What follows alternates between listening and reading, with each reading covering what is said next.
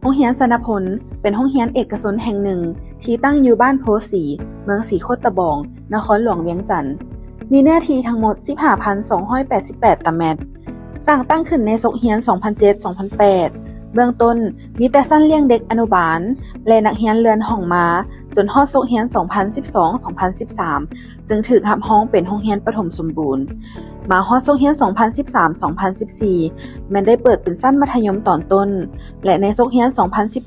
2019-2020 ได้เปิดเป็นชั้นมัธยมสมบูรณ์มีอาคารเรียนทั้งหมด 9 หลังและ 1 สโมสร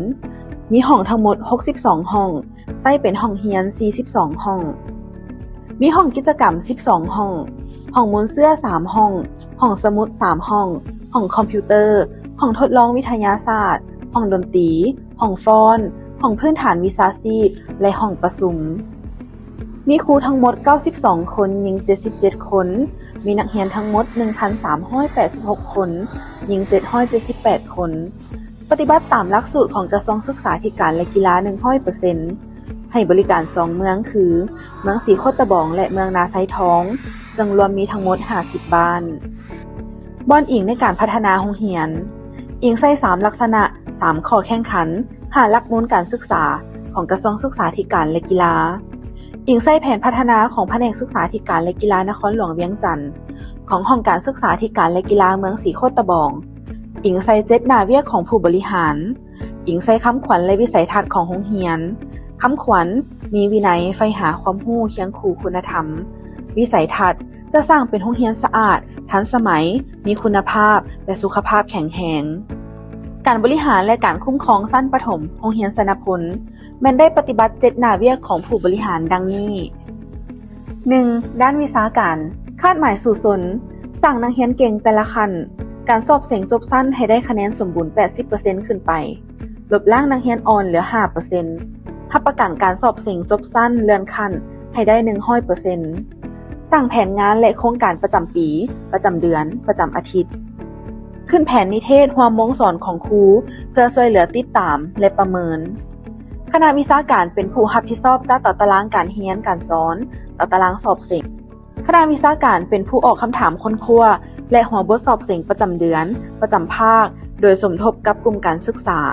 รายงานผลการสอบเสียงและการเคลื่อนไหวต่างๆให้ทางห้องการศึกษาธิการและกีฬาเมืองเป็นประจำแต่ละเดือนผลสำเร็จด้านวิชาการด้านนักเรียนเก่ง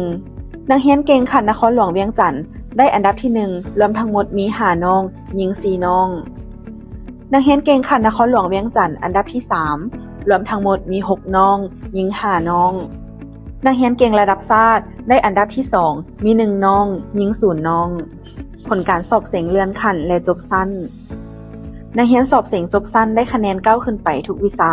2. ด้านบุคลากรมีครูทั้งหมด23คนหญิง20คนจบสั้นปริญญาตรี8คนหญิง8คนสั้นสูง8คนหญิง7คนสั้นกลาง7คนหญิง5คน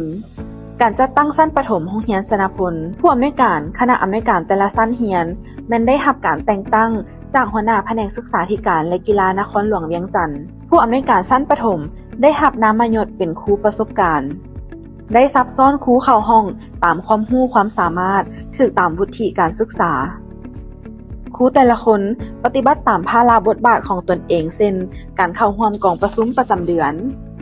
แต่งบทสอนผลิตอุปกรณ์ขึ้นห้องสอนปกติและทันเวลาครูมีบทบันทึกการสอนประจำวันมีปึ้มบันทึกเกณฑ์การให้คะแนนนักเรียนแบบรูบิกนอกจากสิทธิสอนแล้วยังได้ปฏิบัติเวียกสิทธิเว้นประจำวันนำพาเคลื่อนไหวนอกหลักสูตรและเฮ็ดกิจกรรมก่อนเข้าห้องแต่ละวันและแต่ละปีก่อนเปิดศกเรียนแม้นได้ฝึกอบรมให้ครูทุกชั้นเรียนได้ส่งครูไปยกระดับวิชาเฉพาะนอกนั้นครูเฮายังได้เข้าร่วมกองประชุมระดับต่างๆดังนี้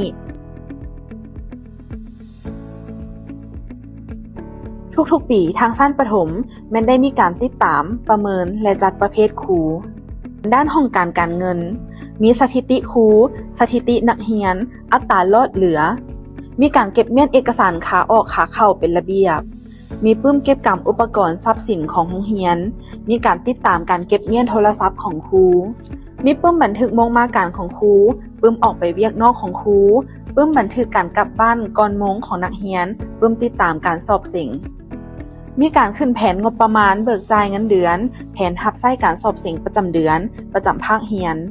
ขึ้นแผนขอของขวัญรางวัลให้นักเรียนเก่งประจำเดือนขึ้นแผนขอย่องย้อจากขันถึงสำหรับครูพนักงานที่ดีเด่นประจำซกเรียนขึ้นแผนงบประมาณรับใช้ในพิธีสรุปปีเรียนเพื่อย่องย้อครูสอนดีสอนเก่งนักเรียนเก่งและผู้ที่มีการเคลื่อนไหวดีเด่นในเวียกงานนอกหลักสูตรนอกจากนั้นโรงเรียนยังมีนโยบายให้ครูและนักเรียนเก่งอันดับที่1คันนครหลวงเวียงจันทน์ไปทัศนศึกษาต่างประเทศดังนี้มีนโยบายสำหรับครูพนักงานลูกหลานครูเซ็นมีเงินกองทุนโรงเรียนและเงินกองทุนของสั้นมีประกันสังคมให้ครูลูกหลานครูได้รับนโยบายเรียนฟรีกินฟรีมีอาหารเช้าสวยสำหรับครูพนักงานด้านอาคารสถานที่แต่ละชั้นแม้นมีขอบเขตรับผิดชอบของตนเองขอบเขตชั้นประถมมีอาคารเรียน2หลัง1สโมสรมีห้องทั้งหมด19ห้องใช้เป็นห้องเรียน16ห้องมีห้องการ1ห้องห้องแพทย์1ห้องมีแพทย์ประจำ1คนมีห้องมูลเสื้อ1ห้องห้องสมุด1ห้องและมี1หอข่าวมีห้องน้ำแยกชัดเจนห้องน้ำครูห้องน้ำนักเรียนหญิงนักเรียนชายและห้องน้ำสำหรับผู้ปกครองมีสิ่งอำนวยความสะดวกให้แก่คนพิการ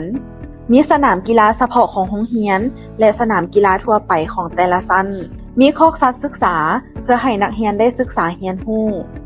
มีสวนศึกษาแบบผสมผสานและปลูกผักหลายวิธีมีการปลูกไส้ดินปลูกแบบเป็นมิตรต่อสิ่งแวดล้อมปลูกแบบไฮโดรโปนิกคือการปลูกผักในระยะปัจจุบันมีเรือนครัวของโรงเรียนมีสถานที่กินข้าวมีการจัดสรรระบบการสัญจรด้านนอกและด้านในโรงเรียนเพื่อแก้ไขปัญหารถติดมีการจัดสรรบ่อนรับส่งนักเรียนมีบ่อนจอดรถสำหรับพนักงานครูและผู้ปกครองสามารถรองรับการจอดรถใหญ่ได้ประมาณ200คันมีบ่อนออกกำลังกายสำหรับผู้ปกครองนักเรียนและครูมีระบบป้องกันความปลอดภัยในองค์กรมีกล้องวงจรมีตารางเวรยามและระบบป้องกันอัคคีภัยมีการนำใช้พลังงานแสงอาทิตย์เพื่อให้ความสว่างในยามกลางคืน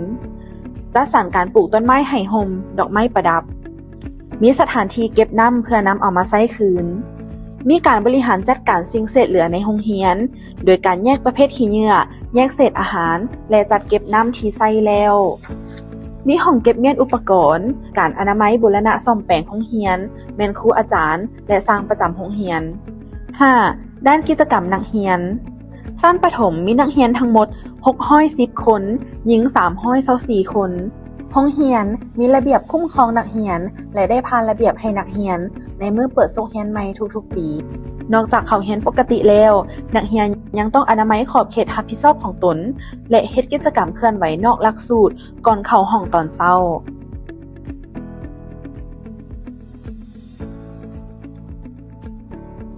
ได้สร้างกลุ่มอาสาสมัครนักเรียนเข้าในเวียกงานป้องกันและรักษาสิ่งแวดล้อมภายในโรงเรียนเยาวชนโรงเรียนสนพลเข้าร่วมปลูกต้นไม้เนื่องในโอกาสวันเด็กน้อยสากลกับท่านรัฐมนตรีกระทรวงศึกษาธิการและกีฬานักเรียนผู้ที่มีผลการสอบเสียงคะแนนดีเด่นจะได้รับของรางวัลประจำแต่ละเดือนนอกจากนี้โรงเรียนยังได้นำพานักเรียนชั้นประถมจำนวนหนึ่งไปทัศนศึกษาภายในนครหลวงและต่างแขวงดังนี้นักเรียนได้รับการศึกษาอบรมแนวคิดให้ไปตาม3ลักษณะ3ข้อแข่งขันและ5หลักมูลการศึกษาได้นำพาเยาวชนไปเคลื่อนไหวศีลธรรมทุกๆปีนักเรียนแม้นได้ฝึกซ้อมกีฬาและศิลปะเพื่อแข่งขันภายในโรงเรียนทั้งเป็นการกะเกี่ยมความพร้อมเพื่อเข้าร่วมแข่งขันในขันเมืองซึ่งเป็นหนึ่งในกิจกรรมเพื่อเฮ็ดให้นักเรียนห่างไกลจากสิ่งเสพติดซึ่งนักเรียนสามารถได้ผลงานต่างๆดังนี้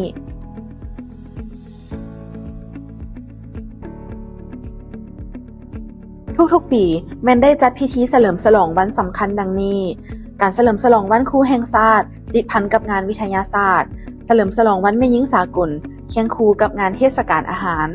และวันเด็กน้อยสากลติดพันกับการแสดงผลงานของเด็กและการปลูกต้นไม้